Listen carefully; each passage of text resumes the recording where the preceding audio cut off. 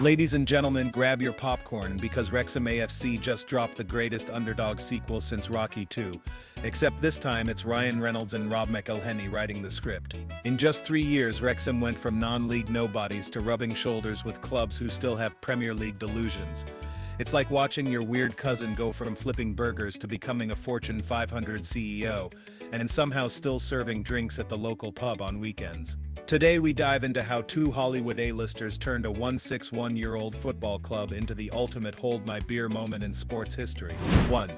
Wrexham's championship promotion, from turf to trophies. April 26, 2025, a date that will forever be remembered in Wrexham, and also in every producer's pitch meeting for the next 10 years. A 3-0 demolition of Charlton Athletic at the racecourse ground secured their place in the championship. Ollie Rathbone opened the scoring and Sam Smith added 2 more because apparently no one told him he wasn't playing FIFA career mode. And let's not forget, Wrexham didn't just win, they practically moonwalked it into the championship. The racecourse ground turned into Coachella by the 80th minute, with fans partying like they'd just gotten a text saying you've won a lifetime supply of Greg's sausage rolls. Meanwhile, Charlton players looked like they were Googling how to fake an injuries just to get off the pitch early and avoid more humiliation. Wrexham didn't just win, they made Charlton look like background extras in the Welcome to Wrexham series. Ollie Rathbone scoring that early was basically Wrexham saying, "Yes, we do know the script. Thank you very much." Sam Smith bagging a brace was just him auditioning for a future Disney Plus spin-off, Sam Smith Goal Machine. At this point, Ryan Reynolds should just install a Hollywood Walk of Fame star outside the racecourse ground. Wrexham didn't just punch their ticket to the championship, they RSVP'd with a handwritten note and a bottle of aviation gin. 2. Breaking football history. Wrexham's three-peat madness. Not content with just one feel-good moment, Wrexham decided to rewrite the entire Football League manual. 3 consecutive promotions. Never been done before. It's the football equivalent of winning 3 lotteries in a row, while blindfolded, during a hurricane. From National League to League 2, from League 2 to League 1, and now from League 1 to the Championship, all while Hollywood narrated every painful and glorious moment. Other clubs dream of back-to-back promotions. Wrexham looked at the idea, laughed and said, "Hold my pint." They didn't just break the mold, they shattered it, danced on the pieces, and made a docu-series about it. Somewhere out there, EFL historians are furiously rewriting record books, while Netflix executives are already storyboarding Season 5, Wrexham vs. Gravity. This wasn't a promotion campaign, it was a scripted montage scene with motivational music playing in the background. Every other club is out here grinding 10 years for one promotion. Wrexham just did speed running like it's a video game challenge. It's like they activated some hidden cheat code. Up, Reynolds, McElhenney, left, right, win. Meanwhile, Wycombe Wanderers were busy losing to Leyton Orient, because when the universe wants you to be a plot device, you comply. 3. The secret formula. Deadpool money plus docuseries, stardom. Since buying the club for the price of Ryan Reynolds' monthly hair product budget, the owners injected cash, charisma, and crippling global expectations into Wrexham. Revenue hit £27 million. TV money flowed. Sponsorships rained down from United Airlines, Expedia, and probably whoever sells Deadpool t-shirts at Target. At this point, Wrexham's biggest tactical advantage isn't even on the pitch, it's the global PR machine. Other clubs try to boost their brand with awkward TikToks and sad halftime mascots. Wrexham just drops a new episode of Welcome to Wrexham and watches the merchandise fly off the shelves faster than Ryan Reynolds cashing another Mint Mobile check. United Airlines sponsoring Wrexham feels poetic. One delays your flights, the other delays your expectations, until they miraculously deliver. Expedia sponsored them too, because Wrexham's journey from obscurity to the championship deserves 5 stars and a complimentary breakfast. Some clubs build empires with billion-dollar shakes. Wrexham built theirs with dad jokes, docuseries tears, and Welcome to Wrexham streaming rights. 4. Phil Parkinson. The tactical Gandalf of Wrexham.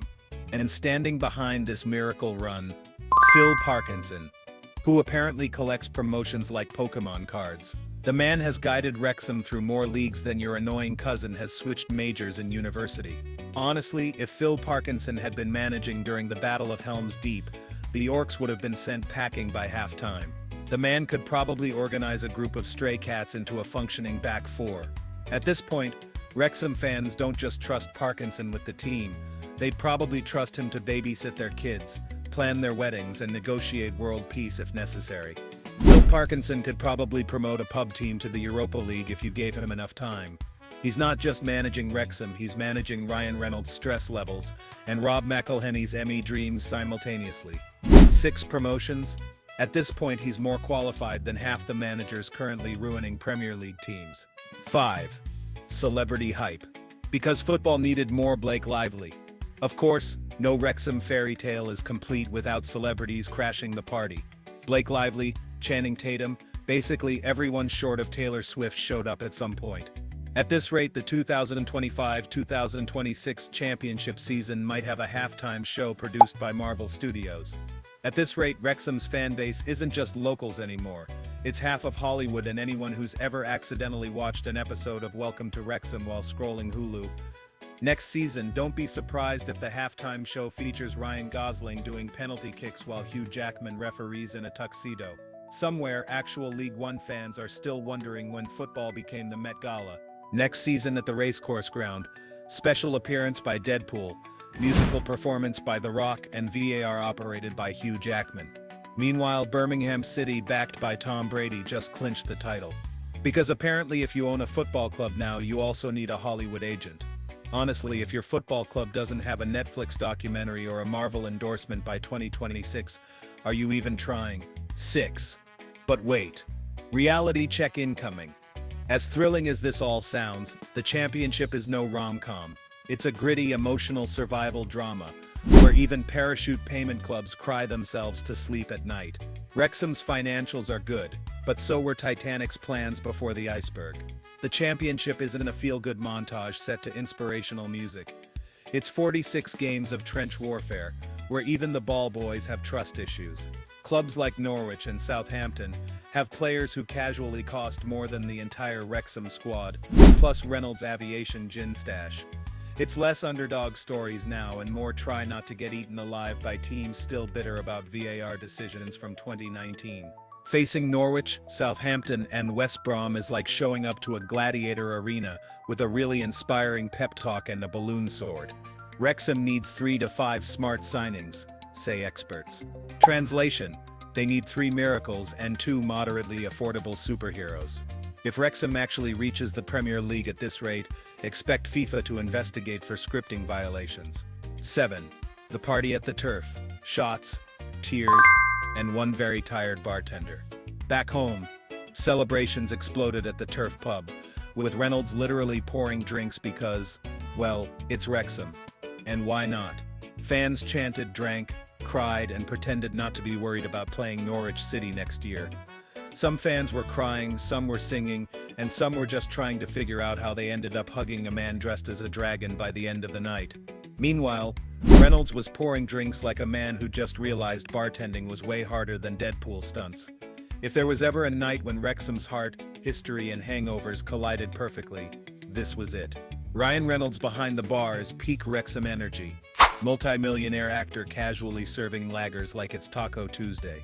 Somewhere a very confused Charlton Athletic fan is still trying to figure out how they became a deleted scene in a Hollywood feel-good movie.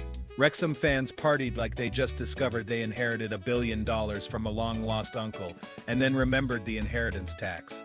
Closing thoughts. Wrexham's story ain't over yet. So will Wrexham complete the impossible dream and reach the Premier League? Or will the brutal reality of the championship turn this into the grittiest season of Welcome to Wrexham yet? Either way, the Red Dragons have already pulled off one of the greatest sports stories ever, and they've done it with heart, hustle, and a healthy dose of Hollywood chaos. Hit that like button if you're rooting for Wrexham, drop your predictions in the comments, and don't forget, if Ryan Reynolds can drag a non-league club to the brink of Premier League football, maybe you can finally go to the gym this week. And remember, if you ever feel like your career is moving too slowly, just know Wrexham went from non-league to the championship faster than you finished that Netflix series. See you next time.